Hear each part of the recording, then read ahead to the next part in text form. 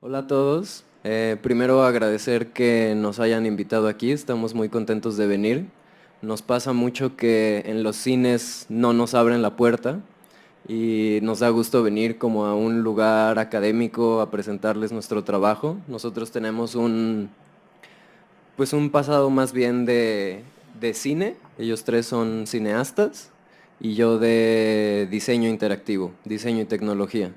Entonces estamos como explorando estas herramientas más complejas y de ideas de cartografía a través de este proyecto, ¿no? Entonces como que lo vean desde esa perspectiva, estamos muy contentos de platicarlo con ustedes. Y la presentación es un poco larga, entonces la vamos a hacer un rápido, aunque no, aunque sea superficial, pero para que en las preguntas y respuestas con ustedes podamos guiarla hacia lo que más les interese, ¿no? Entonces no, espero no se saquen de onda si va muy rápido, pero para que podamos luego hablar de lo que a ustedes particularmente les haya llamado la atención. Entonces, el objetivo de Deriva es observar la violencia en México desde diferentes perspectivas. Somos un equipo multidisciplinario, básicamente de cineastas y diseñadores interactivos. Y Deriva es un proyecto transmedia. ¿Qué quiere decir esto? Que se presenta sobre diferentes soportes, ¿no? Es el mismo proyecto, el mismo tema, que se expresa tanto en espacios de proyección, como en espacios de galería de museo, en el espacio físico, como en páginas web. Son nuestros tres soportes principales. Les trajimos la presentación con un poco de dónde vienen nuestras referencias más bien académicas. Eh, el título del proyecto, Deriva MX, y mucho de la inspiración original del proyecto está basada en las ideas de psicogeografía de Guy Debord, como una metodología de exploración de un territorio. Nos interesaba construir el proyecto a partir de esta analogía de la violencia como el territorio y de nuestra labor como un proceso de cartografía de ese territorio. Pero nos interesaba explorarlo de manera distinta, ¿no? De manera que estuviera fuera de la lógica del capital, fuera de la lógica de la cultura de consumo. Y la deriva es como esa herramienta que nos permite explorarlo de forma eh, pues más diversa, esperamos nosotros.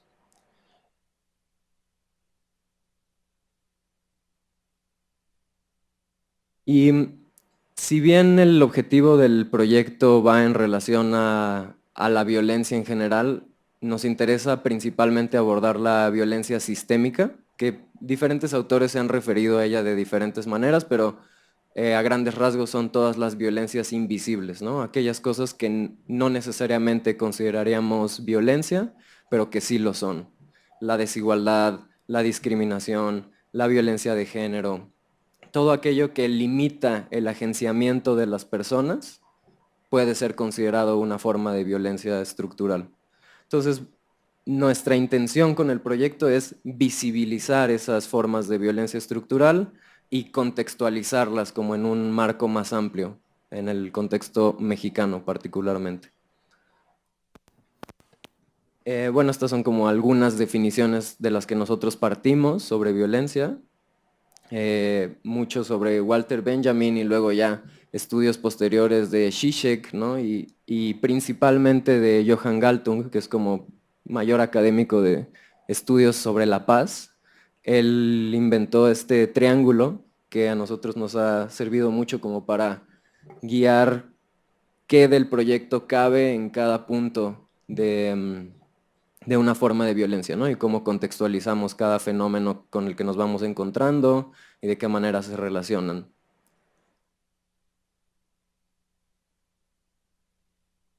Y aquí estas son como algunas imágenes que hemos recopilado y también para enseñarles algunos de los temas que explora el proyecto. Que si bien la violencia es el sujeto del proyecto, se mantiene un poco como un sujeto tácito, en el sentido que siempre abordamos la violencia desde la periferia, ¿no? Como desde todos estos otros temas que se relacionan a formas de violencia, porque no necesariamente lo son. Entonces nos interesa estudiar pues todas estas características de la realidad mexicana.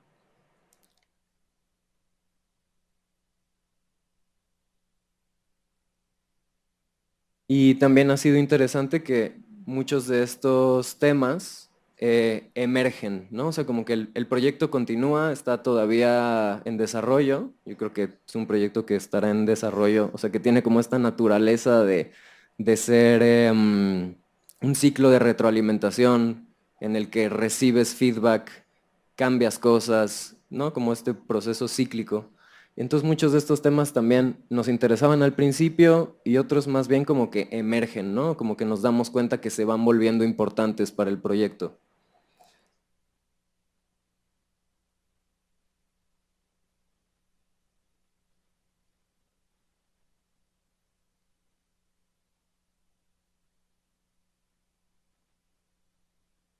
Bueno, esta parte la voy a pasar un poco más rápido, pero tiene que ver con de dónde viene nuestra teoría de los nuevos medios, ¿no? Los medios digitales, que es muy interesante porque casi toda la teoría de nuevos medios tiene como antecedente la teoría cinematográfica.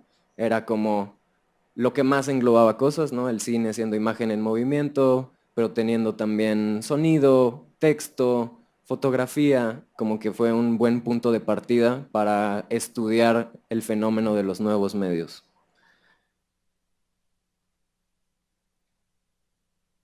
Esta parte, si les interesa, podemos profundizar al rato, pero creo que hay otras cosas que están más padres. Algo que sí es importante resaltar es la idea de la narrativa a partir de una base de datos, ¿no? Que es un poco el proceso que nosotros llevamos. Recolectamos un archivo que se traslada a formas de narrativa, que en realidad es un proceso que todo mundo que hace una película o que todo mundo que hace un video se enfrenta a eso, ¿no? Te enfrentas a tener un grupo de videos en una base de datos que luego tienes que organizar en una secuencia temporal para crear un mensaje, construir algo. Y todo mundo se enfrenta a este problema de la narrativa de la base de datos. Nosotros un poco como que lo explotamos o partimos de ahí para nuestro trabajo.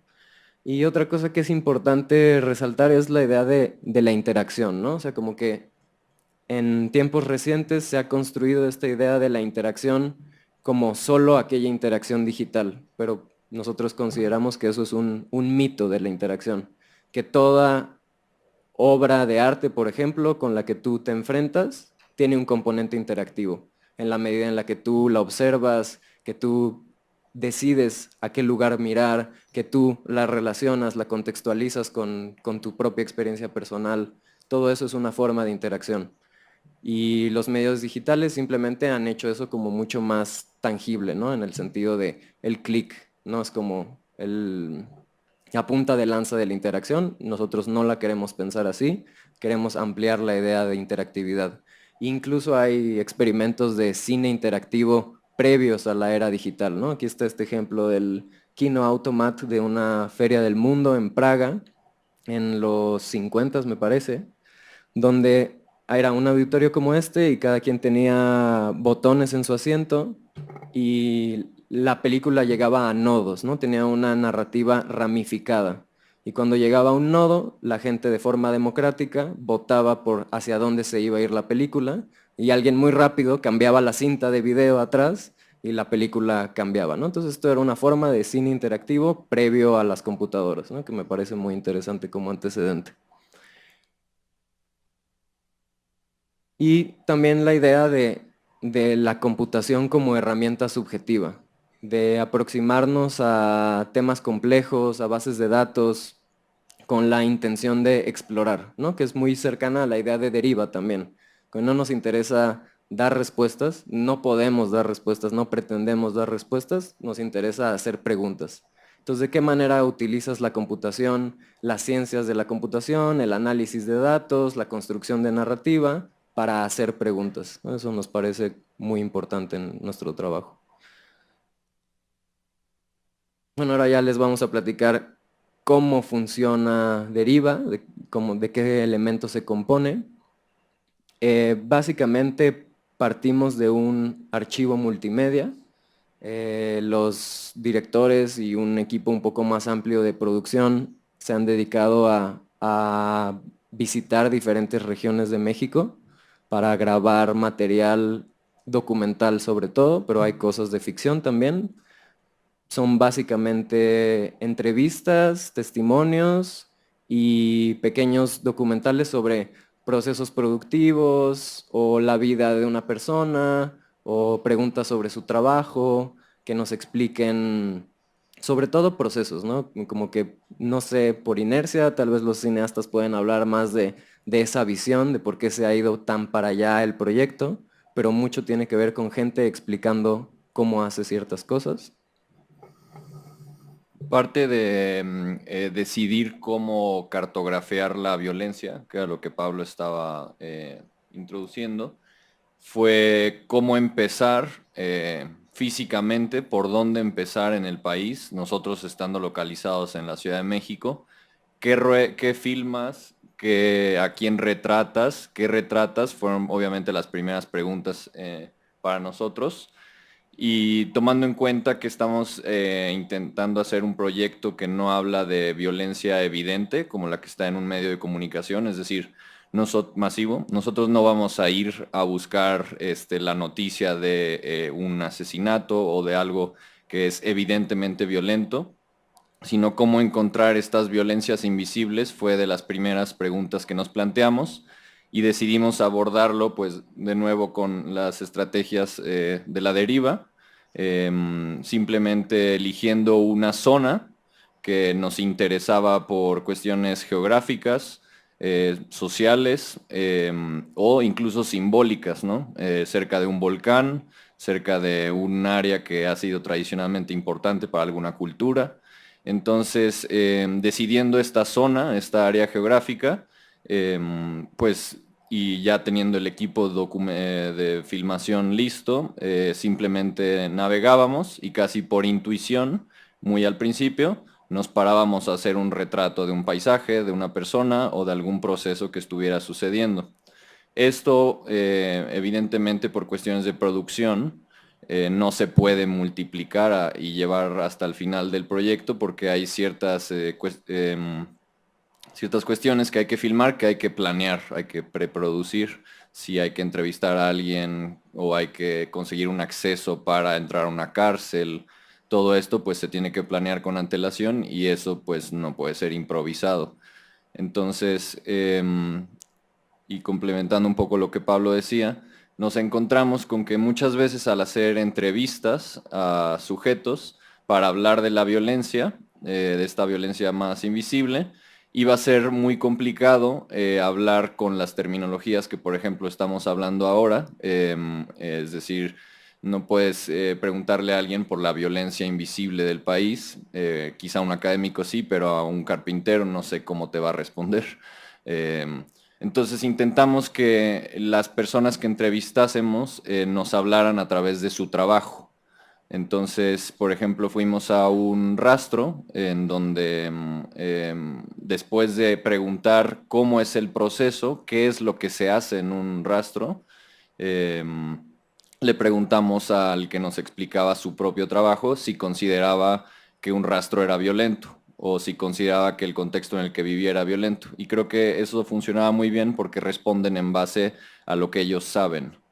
Y eso te ayuda a empezar a sumar piezas al archivo que se va generando, que ahora creo que eso podrá tomar más relevancia.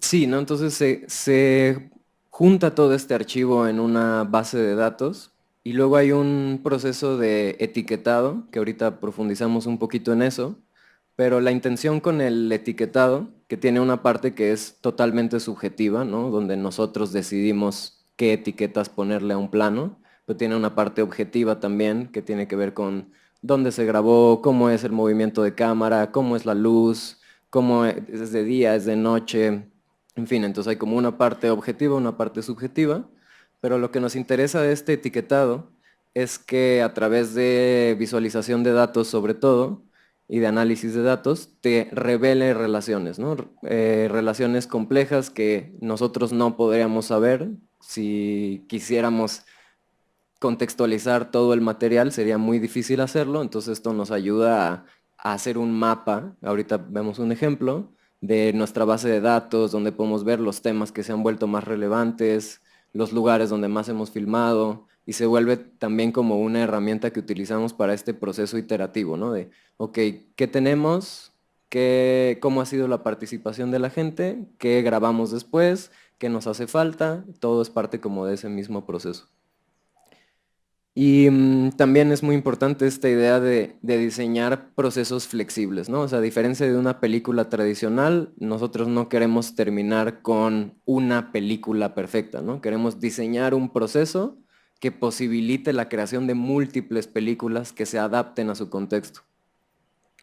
Y la tercera parte importante del proyecto es la interacción en forma de participación del público, que esto es muy interesante y se relaciona un poco con la presentación pasada, y es cómo involucras a la gente, ¿no? Que es un tema bien complejo y con el que nosotros nos hemos enfrentado mucho.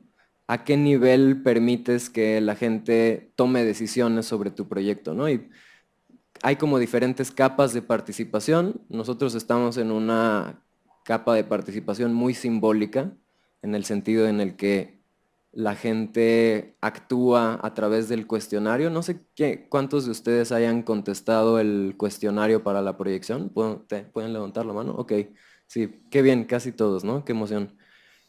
Igual ahorita que vean la proyección lo van a tener mucho más claro, pero finalmente es como una participación muy simbólica, ¿no? En el que nosotros preguntamos a la gente sobre sus intereses para que nos sirva sus respuestas nos sirvan de semilla para generar una película, ¿no? Pero, por ejemplo, no tenemos la posibilidad de recibir material de la gente, ¿no? O sea, como que eso fue una cosa que en algún momento pensamos y que nos hubiera gustado, pero que tuvimos que desechar en la medida en la que creamos un sistema de montaje y de narrativa tan específico que para nosotros estar en control de ese lenguaje cinematográfico nos permitía crear estructuras más complejas.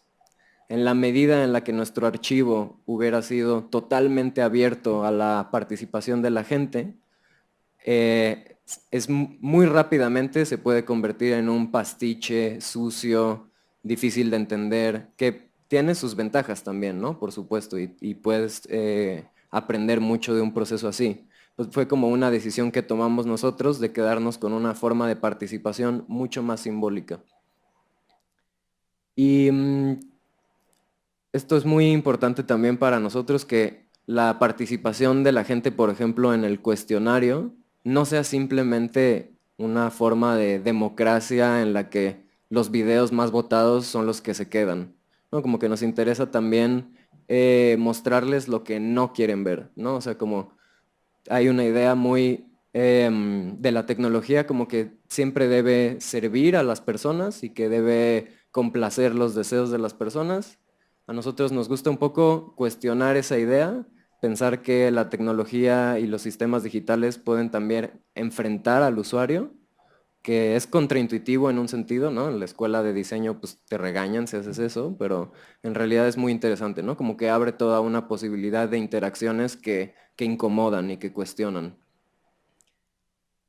Entonces el archivo, además de tener como estos diferentes géneros cinematográficos, también recolectamos objetos físicos, hay algunos textos, y todo está también clasificado en la base de datos. Y algo que es muy importante para nosotros es que también hablaban de eso en la presentación pasada, ¿no? De hacer transparente tu proceso. Para nosotros eso es muy importante, y que si estamos hablando de formas de violencia estructural, pues tratar de caer lo menos posible nosotros en esas formas de violencia. Entonces todo el material que han filmado va a estar disponible con licencias Creative Commons para que la gente los pueda utilizar, bajar, mostrar en su tarea de la escuela, investigarlos. Todo esto es muy importante para nosotros, y también todo el software, todas las herramientas de programación que hemos estado desarrollando estarán disponibles como software libre, ¿no? ¿Por qué? Pues por un lado porque yo no soy programador y me gustaría que lo vieran programadores de verdad y me regañen y lo hagan un buen código, eso por un lado. Por otro lado porque el proyecto solo va a crecer en la medida que sea abierto y también porque en la medida en la que tú haces transparente tu proceso, la gente lo puede juzgar de manera distinta, ¿no? Que es lo que decían un poco de jugar con estos biases, ¿no? O sea, de qué manera te enfrentas a tú como autor, lo que tus decisiones autorales, cómo afectan una investigación. En la medida en la que nosotros podemos hacer transparente ese proceso, ya hay más herramientas para juzgarlo, ¿no? Eso también nos parece muy fundamental, sobre todo hablando de violencia estructural. Bueno, esto es un poco como las cosas que hay en la base de datos, cómo está formada. Este es el proceso de clasificación que les comentaba hace rato, ¿no? Que hay como cosas que son absolutamente objetivas, si es un video, cómo es el movimiento del plano, si hay una geometría dominante en la imagen, todo eso es como cualquiera podría determinarlo, ¿no? Pero las etiquetas ya son muy personales, ¿no? Esto es bien fundamental para nosotros, o sea, como que creemos que ahí está, mucha de nuestra autoría del proyecto está en el etiquetado, en decidir qué de una imagen pasa al terreno de las palabras y por lo tanto se utiliza en el sistema para crear sentido, ¿no? Por eso es fundamental, es como ampliar la metadata de un archivo para que no solo contenga información objetiva, sino también información subjetiva. Entonces de esa información subjetiva hay una parte que es visible y hay una parte que son los temas que nosotros decidimos traer al frente. Y este es como un ejemplo con uno de los planos, pero pues hemos hecho esto con más de 700 planos hasta ahora. También la ubicación, ¿no? Como todo lo que sería tradicional de la metadata y todo lo que sería metadata agregada de forma subjetiva por nosotros.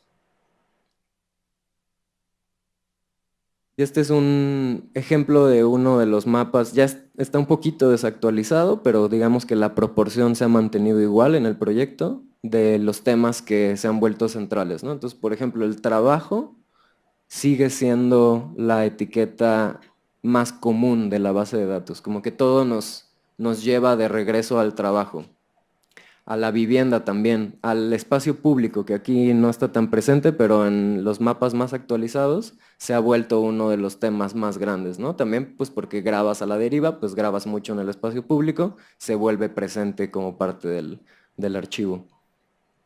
Y esta manera de visualizar la información también nos sirve como diferentes herramientas de posiciones entre cosas para dibujar como estos caminos, ¿no? O sea, ¿cuál es el camino para llegar de vivienda a espectador? ¿A través de qué temas pasa ese camino? Y todo eso cuando piensan que todos los puntitos, que en realidad son numeritos, pero están muy chiquitos, son videos, ese camino de una etiqueta a otra se vuelve una secuencia narrativa. Y esa secuencia narrativa puede significar de diferentes maneras para un espectador. Es muy interesante convertir como esta visualización en una película, ¿no?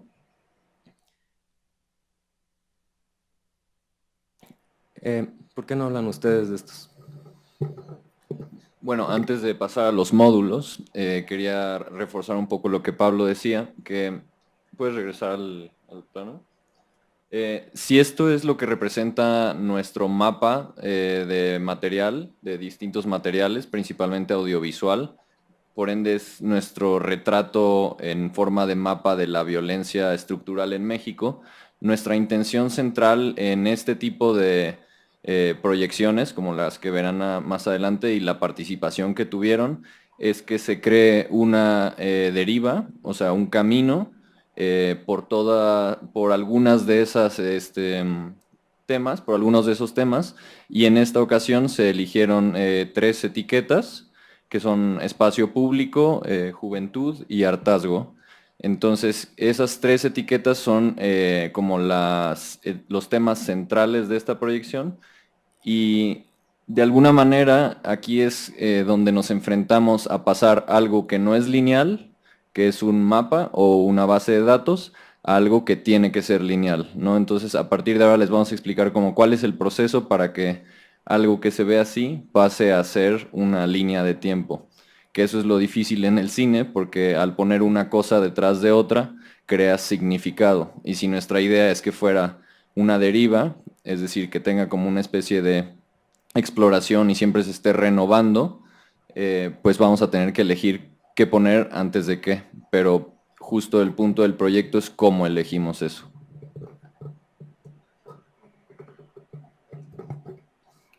Bueno, estas son como las unidades casi gramaticales que usamos para generar sentido en las películas.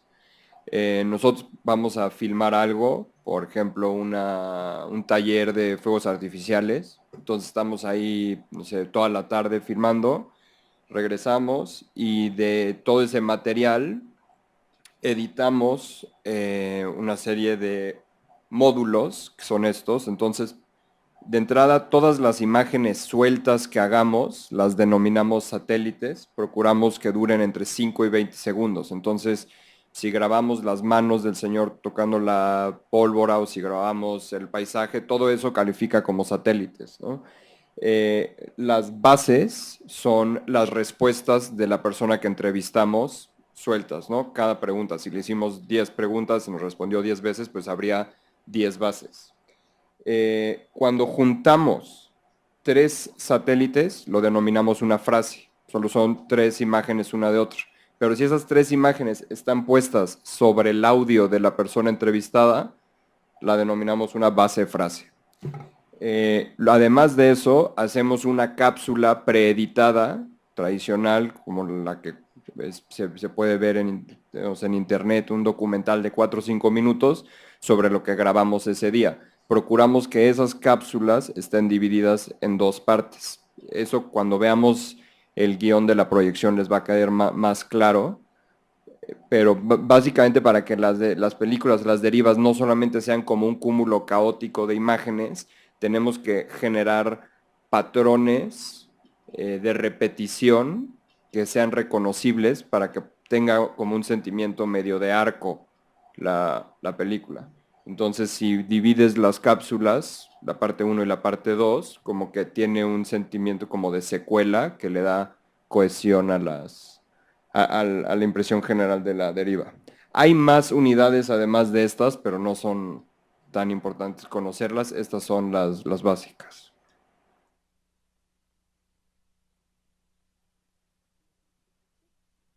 ¿Cómo funcionan las proyecciones?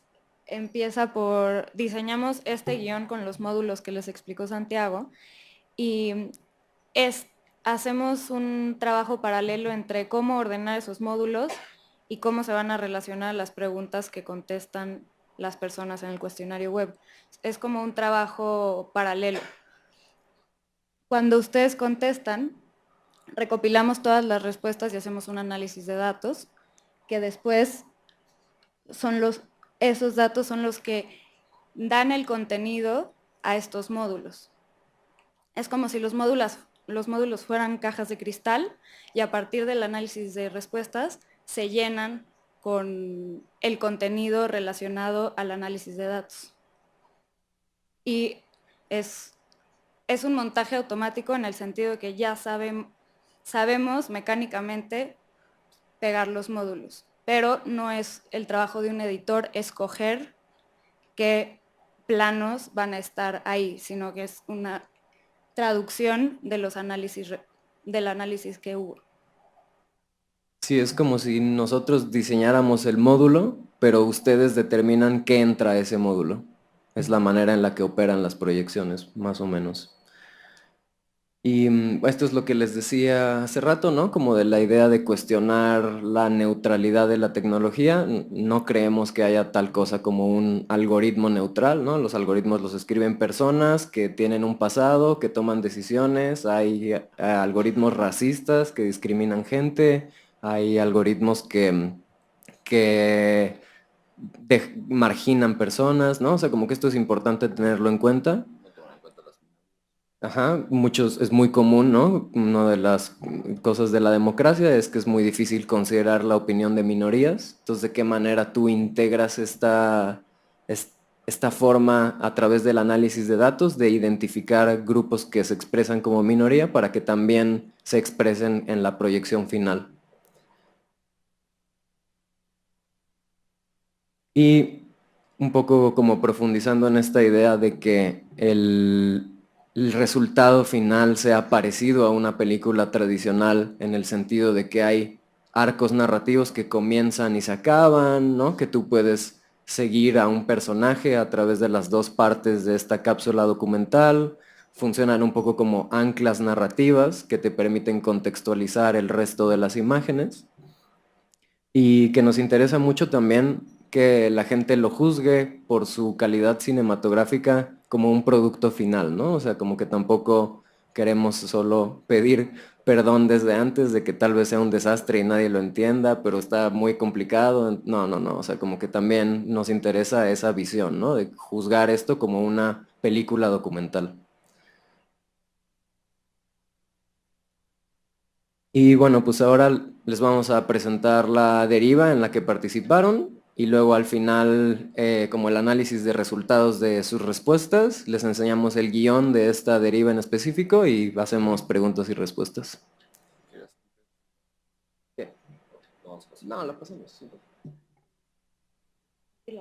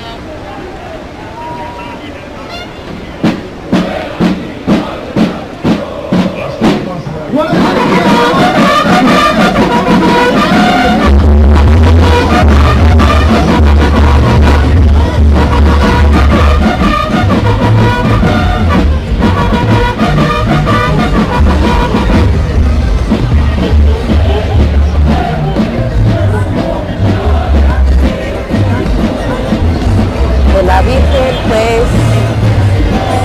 ¿qué puedo decir? Es la madre de todo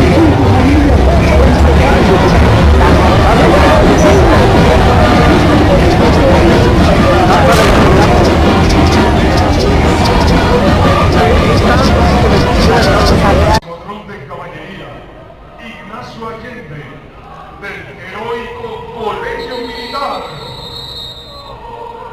Los cadetes de caballería reciben su formación militar en los aspectos disciplinarios, intelectuales y físicos, que los capacitan como oficiales para integrar los cuadros y los rendimientos del arma, como el presidente, instructores, vigilantes, el personal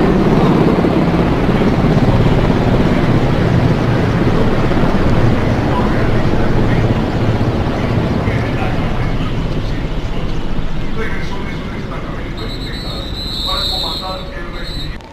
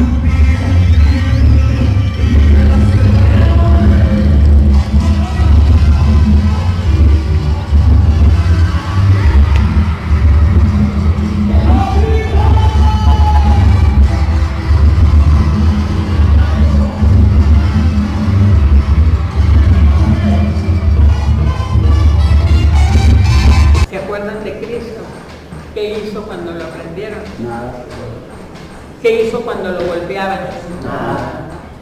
¿Qué hizo cuando le pusieron la corona? Estaba sentado y todo maltratado y le bajan la corona. ¿Qué hizo? Nada.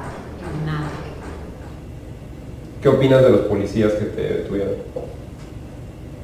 Pues por una parte estuvo bien porque pues me detuvieron en la acción, pero pues por otra, pues por lo que hicieron no estuvo muy a gusto.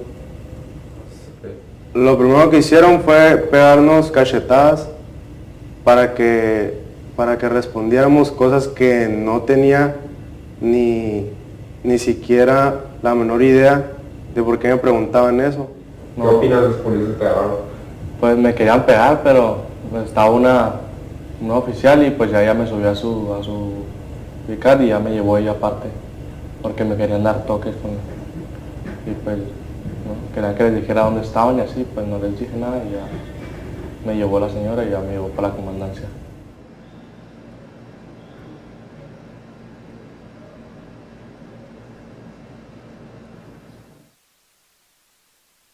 Oye, ¿por qué estás aquí? Por homicidio. ¿Y cuántos años me dijiste que tenías? Me dieron 4 años, tengo 17. ¿Y cuánto tiempo llevas aquí? Llevo 1 año.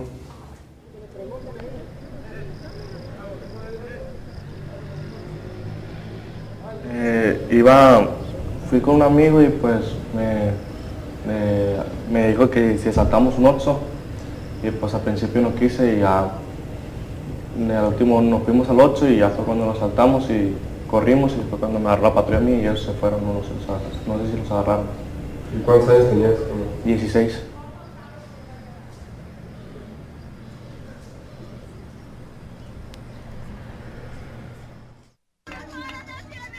También, compañeros, Guatemala, queremos decirles que los invitamos a la marcha nacional que tendrá lugar en Iguala, Guerrero, el día de mañana, 27 de septiembre, en la que estaremos partiendo de la explanada del ayuntamiento al lugar donde fueron masacrados y asesinados nuestros 3 compañeros estudiantes. Allá los esperamos, compañeros. Estará iniciando a las 11 del día la marcha del lugar referido y mencionado. También queremos decirles y anunciar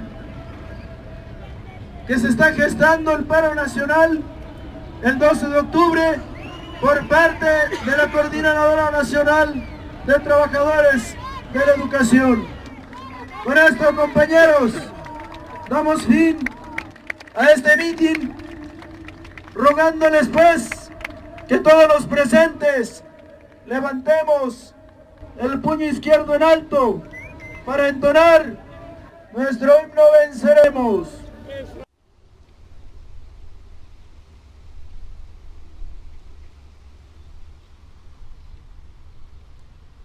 Pues la rutina de un jornalero es levantarse a las 4 de la mañana, las jornaleras principal, y pues salir a las 5 de la mañana, agarrar los camiones, irse a trasladarse a los lugares de trabajo.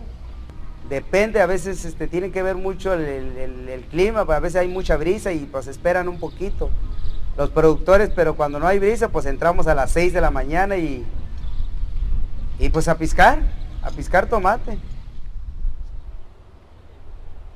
El municipio de Ensenada, pues aquí este municipio yo creo que vienen del estado de Oaxaca, de Guerrero, de Chiapas, de Michoacán, de Sinaloa, de diferentes estados. Y hasta la fecha, pues yo creo que son alrededor de unos 80,000 jornaleros. Los que vivimos aquí en la zona, pues todos salieron ese día.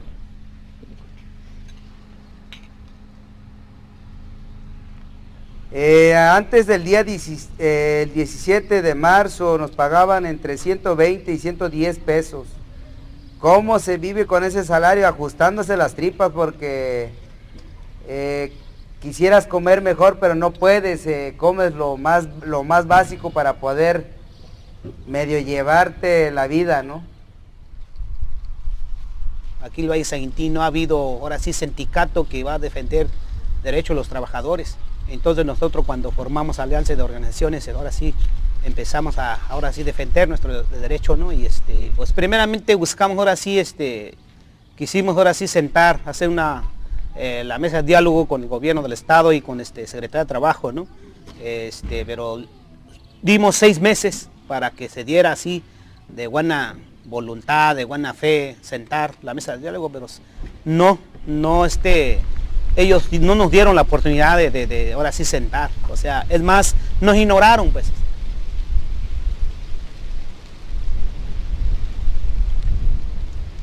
Cuando me incorporo a la ciudad, empiezo a buscar si en algún libro existente en el país tengo o aparecen mis derechos como jornalero, pues efectivamente, ¿no? Allí aparece, voy encontrando la Constitución General de la República, lo empiezo a leer, después pues empiezo a revisar la Ley Federal de Trabajo, encuentro más prestaciones, más derechos, y que en la práctica no se da. En la práctica se convierte en letras muertas.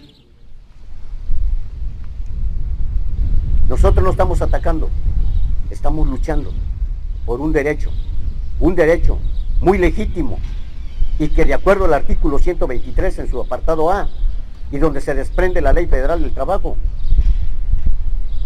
es un derecho constitucional que tiene un trabajador, de que debe de tener todas sus prestaciones de acuerdo a la ley. No estamos pidiendo más de lo que el trabajador merece.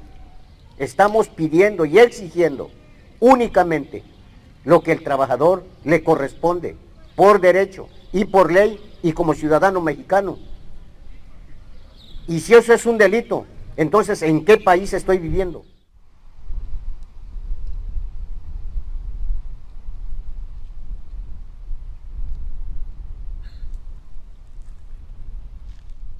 Ahora, nosotros te hemos hecho muchas preguntas. Me gustaría que pensaras qué preguntas le harías tú a las personas que vean este documental. Es muy fácil siempre culpar a alguien, hacer la crítica, pero creo que lo más importante es ponerse a pensar como un migrante. ¿Qué harías tú ganando 80 pesos al día en jornadas laborales de 10 horas, 12 horas, alimentando o teniendo una familia que cuidar? Lo vimos muy cerca aquí en Tijuana, el Valle de San Quintín. Tenemos familias completas trabajando para sobrevivir. Entre estas familias hay niños de 6, 7, 8 años. Hay que pensar y ponernos en el lugar de cada uno de ellos para poder criticar, para poder opinar algo. Simplemente para muchos es principal interés tener el teléfono de alta tecnología, tener la ropa de X marca, tener los zapatos de X marca. Para el migrante, lo principal muchas veces es tener con qué alimentar a su familia. Así que sería la pregunta, ¿no? y el reto a que cada uno se ponga a pensar qué haría con 80 pesos al día.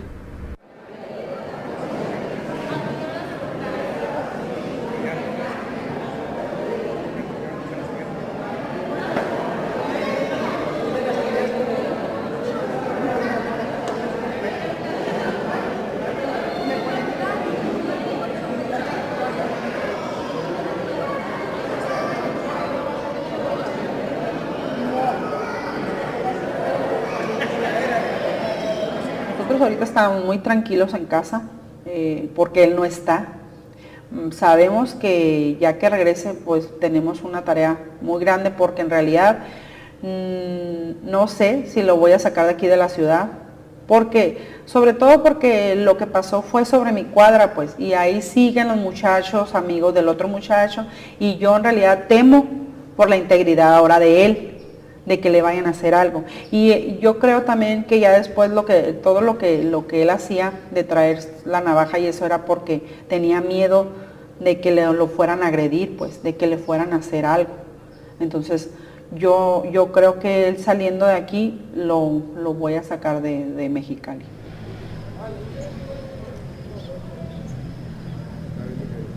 No está bonito estar aquí, pero sí te sirve experiencia para que agarres la onda allá afuera, de que mires cómo están las cosas allá y acá.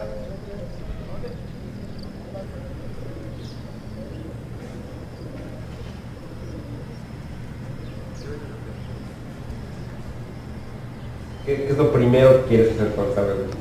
Quiero bañarme en mi casa, dormir en mi cama, tocar una almohada es lo primero que quiero hacer.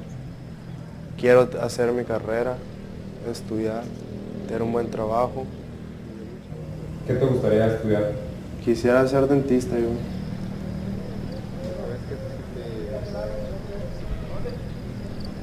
¿Y cuál crees que es la diferencia entre ser hombre o mujer en México? Pues no, ya no hay diferencia, hay igualdad. Ahorita ya antes era a mí, por decirlo en mi caso, antes de que yo me saliera, ¿qué me motivó a salirme de México? ¿Por qué? Porque yo tuve a mi esposo, viví con él casi 14 años y medio, casi los 15 años. Y mi esposo no me golpeaba, pero era muy machista. Era muy celoso, que no me vieran, que no saliera, a mí nunca me dejó trabajar. Entonces, ¿qué me orilló? A salirme de mi casa. Entonces yo le pedí ayuda a mi hermana y mi hermano me apoyó. Es por eso que yo entré a Estados Unidos. Me alejé de él y dejé a mis hijos, porque no me los podía yo llevar. Pero inmediatamente yo apoyé a mis hijos y yo me traje a mi hija. Mi hijo no quiso. Y yo salí en el 2005 yo salí y me traje a mi hijo, pero no le gustó la vida de acá, de Estados Unidos. Y pues se regresó. Pero pues yo me fui por eso, porque pues el hombre es muy machista, te quiere dominar, es muy prepotente. Y para que los hijos no sufran o no estén viendo todo eso, pues eso fue lo que me orilló a irme. Y pues la verdad, pues sí, en parte se lo agradezco, porque viví un poco mejor estando adentro. Por lo que pasó ahí con su estación de policía, surgió el día 9, por ahí nuestros compañeros de colonias aquí vecinos fueron agredidos y pues salimos a defendernos porque los policías estatales llegaron a agredir a nuestros compañeros desde acá de las colonias vecinas y los compañeros pues se calentaron de más y pues prendieron el lumbre en esa estación.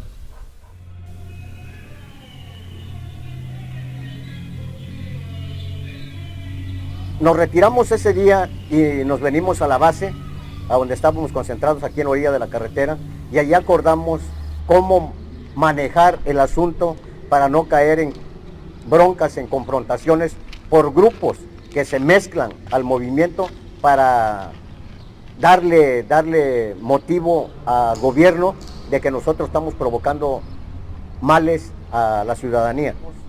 Y el día 9 de mayo estábamos amaneciendo a las 5 de la mañana, empezaron a llegar las patrullas de los PEPOS, los patrullas de Policía Estatal Preventiva.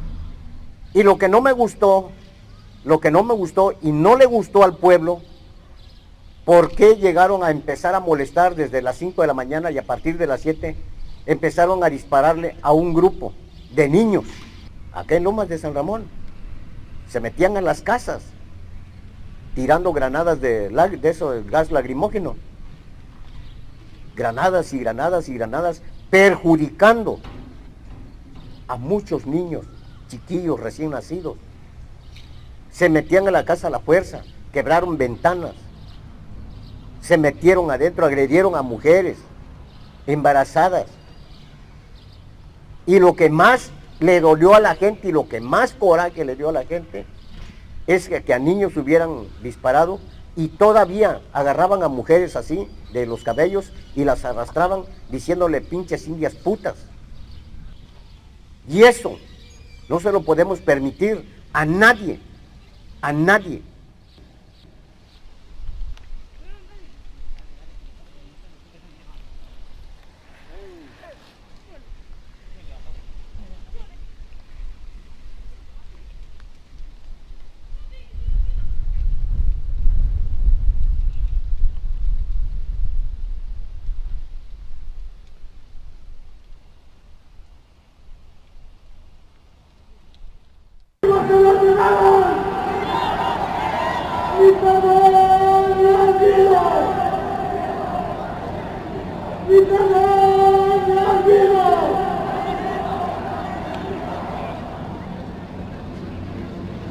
Compañeros, compañeras, sería muy largo de comentar los agravios que tiene nuestra patria, nuestro país, nuestros hermanos en resistencia.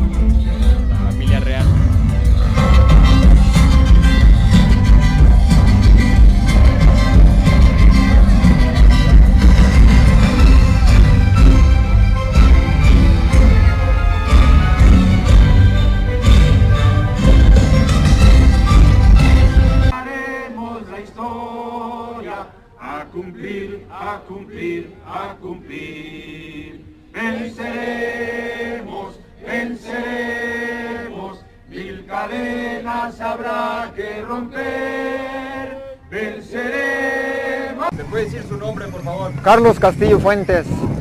¿Y el nombre del grupo? Danza de los Pilatos. ¿Y de dónde son? De La Ermita, municipio de Chiquila, estado de Puebla. Ayer en la tarde. Pues el traslado fue muy difícil. Sí, pues el carro trasladó de allá para acá durante 6 horas.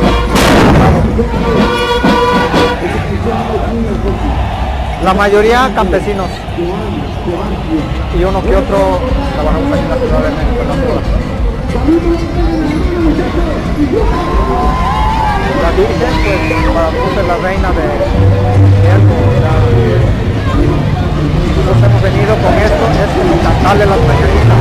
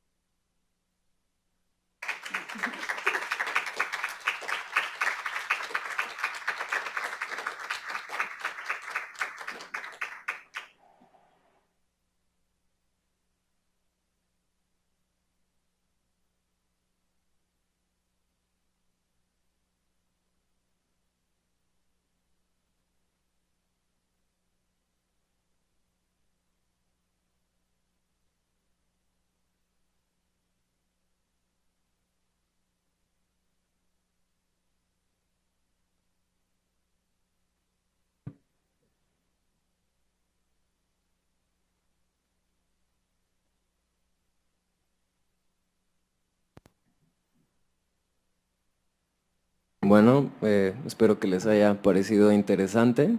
Vamos a platicar un poquito ahorita de cuál fue el resultado de sus respuestas y cómo eso se tradujo al guión y cómo eso terminó en la proyección que acabamos de ver, y luego podemos hacer preguntas y respuestas. Pues estas son sus respuestas sobre la primera pregunta del cuestionario. Las 3 etiquetas que resultaron más grandes de sus respuestas fueron protesta, recreación y multitud.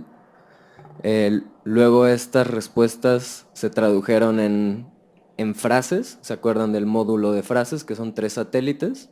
Un satélite con cada etiqueta conforma una frase que parte de esta respuesta. Ahorita lo vemos con el ejemplo del guión. Estas fueron las respuestas sobre la pregunta sobre la juventud, que estos mapas a nosotros nos parecen muy interesantes como para ver por dónde va el proyecto y conocer sus intereses y todo esto, pero también nos parece importante compartirlos con ustedes. Normalmente las proyecciones vienen acompañadas de una explicación, pero también todos estos resultados los subimos a nuestra página web para que quede un registro de cada proyección. Y nos gusta la idea de que la gente pueda posicionarse en este mapa, ¿no? O sea, que se encuentren en relación a las otras personas que respondieron, dónde están, qué tan común es su preocupación, qué tan en sintonía están con el resto de la gente que asistió a esa proyección, o si más bien están al margen. Como todo eso nos parece muy importante. Un poco la pregunta que nos gustaría hacer con Deriva es que cada quien se posicione en este mapa de la violencia, cómo uno es sujeto de violencia estructural, pero también cómo uno ejerce violencia estructural sobre otros. ¿No? Son como las dos preguntas principales que nos gustaría despertar en la gente. Y estos mapas son como una muy buena herramienta para explorar eso, ¿no? Y hay unas donde las respuestas son más homogéneas, ¿no? Este es un gran ejemplo aquí. Estas fueron las 3 etiquetas que escogieron con mayor frecuencia por mucho, ¿no? Y eso nos parece interesante, como hay respuestas que siempre son muy homogéneas y otras que no. Y finalmente este es el guión de la proyección que acaban de ver. ¿Láser? Ah, creo que sí. Mira nomás. La proyección comenzó con esta aceleración. La aceleración es un módulo que usamos mucho y que nos gusta porque te permite, es como un guiño de que estás viendo algo que parte de un archivo más grande, ¿no? O sea, como que te enseña cosas que luego ya no ves en la proyección y entonces eso te da la idea de que hay más, ¿no? De que en algún lado, quién sabe dónde, hay más archivos. En este caso la aceleración se hizo con puro material que tiene la etiqueta de espacio público. Luego, sobre material de espacio público, pusimos las respuestas a su primera pregunta de ¿para qué es el espacio público? Que esta es como una manera muy directa de involucrar al espectador con la proyección, ¿no? Haciendo pública su respuesta, que además fue una decisión que tomó en el espacio íntimo de su computadora, ¿no? O de su celular. Una cosa muy personal, muy individual, que luego se hace pública en el momento de la proyección. Que eso nos parece muy importante, ¿no? Hay como esta idea de que el cine es una experiencia colectiva. Colectiva es una palabra que yo pues me tomaría muy seriamente y no pienso que el cine sea una experiencia colectiva, pienso que es grupal. Pero colectiva no estoy seguro, ¿no? Y como que a nosotros nos interesa que sí lo sea, que las preguntas que se despiertan en la proyección se compartan y que se pueda activar la sala de cine sí como un espacio de encuentro colectivo. Luego de eso hubo la primera parte de la primera cápsula. Sí, las cápsulas había 4 para escoger. La más votada fue la del Centro de Readaptación Juvenil, que es una de las que pusimos, y la menos votada fue la de los Jornaleros de San Quintín, que también la pusimos, ¿no? Por esto que les decía de mostrar también lo que nadie quería ver. Entonces hay la que sí y la que no. Y están las dos divididas en 2, entonces quedan como esas 4 partes. Luego hubo una base frase, que en las 3 base frases que utilizamos en este guión, hubo diferentes experimentos de montaje espacial, que nos interesa también explorar qué pasa cuando conviven 2 imágenes en el mismo cuadro, cuál es la relación entre estas imágenes, ¿no? En el primero, como que las etiquetas de las frases habitaban la base del espacio público, estaban contenidas por el espacio público, que son sus respuestas. Estas fueron las 3 etiquetas más votadas en la primera pregunta. Luego la primera parte de la segunda cápsula, luego una segunda base frase, que es la de la entrevista como con estos fundidos. La frase está conformada también de las etiquetas más votadas en esa pregunta. Luego la segunda parte de la cápsula del Centro de Readaptación. Luego la entrevista con la madre migrante, con este montaje como por flashes, ¿no? Finalmente, bueno, después la segunda parte de la cápsula de los jornaleros, luego la pregunta sobre transgresión, también sobre material de espacio público, y finalmente el mismo acelerado del principio, pero invertido.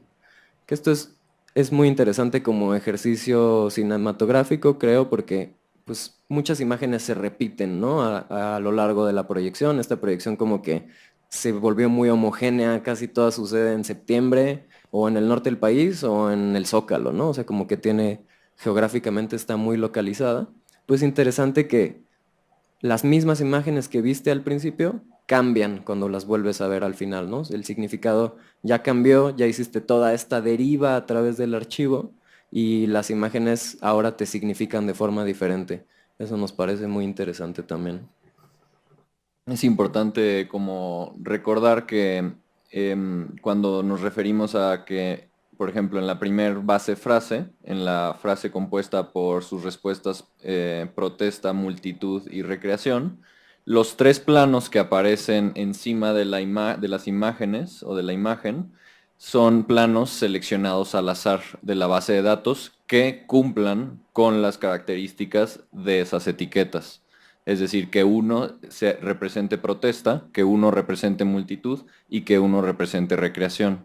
Entonces es aquí un ejemplo de cómo la máquina elige los planos a través de sus respuestas que van a estar en los contenedores que nosotros previamente diseñamos.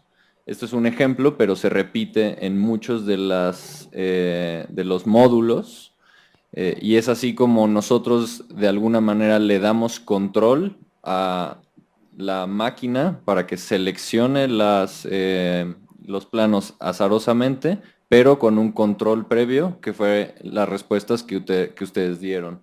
Entonces ahí hay como una especie de triángulo de colaboración entre el azar, nosotros y ustedes. Y uno de los riesgos que ocurre con esto, aunque bueno, yo creo que es positivo, es que a veces trae material que al menos superficialmente no tiene que ver con el resto de los temas que se están manejando. Entonces, en la segunda frase, la de juventud, que era cuando sucedían estos fundidos, y había un señor hablando de migración, pero él está ahí porque es el encargado de la casa del joven migrante en Tijuana, entonces tiene la etiqueta de juventud porque está encargado de eso, y al azar la máquina eligió ese testimonio por tener juventud, pero acabó trayendo el tema de migración a un contexto que tal vez no le era natural de entrada, y esos son el tipo de relaciones que estamos buscando desde el principio. Y que luego, aunque podrían ser como divergentes en algún momento, terminan siempre haciendo coincidencias. Por ejemplo, el hecho de que esa misma persona, Uriel, el que lleva la casa de jóvenes en Tijuana, menciona a los jornaleros de San Quintín. Esto fue un hecho totalmente azaroso. Nosotros no elegimos que él los presentara o los mencionara. Simplemente son estas pequeñas cosas que provoca el hecho de involucrar el azar, ¿no? Es algo básico en la deriva. Y es como uno de los elementos para hacer que esta deriva, la que estamos proyectando hoy, sea única. Que ese es uno de los puntos importantes del proyecto, y es que esta proyección no se va a repetir. Esta es la única vez que se verá este cortometraje, porque ustedes son los únicos asistentes que tuvo este cortometraje y también fueron los únicos que respondieron ese cortometraje. Bueno, como dice Santiago, después estará en internet, pero la interacción sí que va a ser única. Y eso es importante como de los tiempos de este proyecto, ¿no? O sea, que sí se expresa como una película y lo puedes ver en un espacio tradicional de proyección, pero tiene como este momento previo, que es individual, que es contestar el cuestionario, luego tienes la proyección y luego hay un momento posterior, que es como el análisis que ahorita estamos viendo en la presentación, pero que queda su registro en nuestra página web. Entonces es como extender el tiempo del cine a estos tres momentos, donde sucede la parte interactiva, ¿no? Entonces no estamos complejizando la proyección, sigue siendo una película lineal, la puedes presentar en cualquier lugar con un proyector y bocinas. Lo que se está complejizando son como estos dos momentos anteriores y la manera en la que se genera la película. Y sobre el azar también es muy importante como metodología de la deriva, que en realidad es una decisión muy autoral, pero en la medida en la que tú le delegas a la máquina la decisión de qué material escoger, pues estás tú también sorprendiéndote con las posibles conexiones que realiza, ¿no? O sea, ideas, temas, imágenes que nosotros nunca hubiéramos pensado en montar una después de otra, suceden aquí, a veces nos meten en problemas, a veces no, pero la idea es que emerja un nuevo significado que nosotros no podríamos haber hecho manualmente. Es también como parte de habilitar estas propiedades emergentes de la base de datos, de la narrativa y de la interacción. Y bueno, es todo lo que traemos para platicar, pero nos gustaría escuchar sus preguntas, comentarios.